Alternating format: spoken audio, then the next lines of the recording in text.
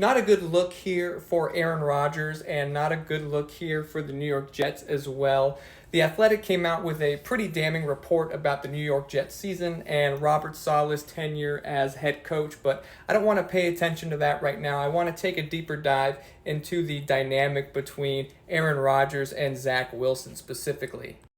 When Rodgers first came to New York, we were told that he was taking Zach Wilson under his wing and that there would be sort of a mentor-mentee relationship. And we were fed this narrative throughout the entire season that they were close and buddy-buddy.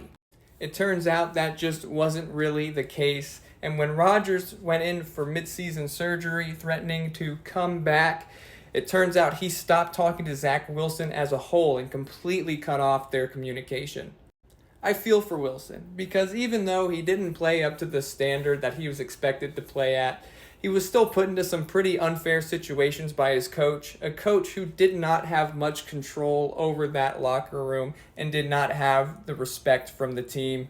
I think it's safe to say Zach Wilson will never be a starter in this league again. He's probably burnt his last bridge there, and I think he'll have to work pretty hard here in the future to cling on to a roster spot on any team as even a backup.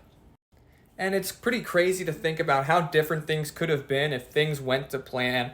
Zach Wilson was never supposed to play this year. It was only supposed to be Rodgers, and Zach Wilson was supposed to sit behind him, learn him, and wait his turn and wait for his second chance.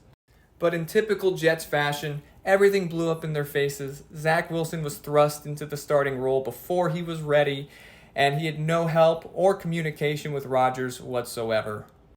When asked about this, Rodgers denies any sort of unordinary treatment to Zach Wilson, stating, "I was just treating him like family." But let me know your thoughts in the comments. Should the Jets have moved on from Robert Saleh? Will Zach Wilson ever get another shot again in the NFL as a starting quarterback?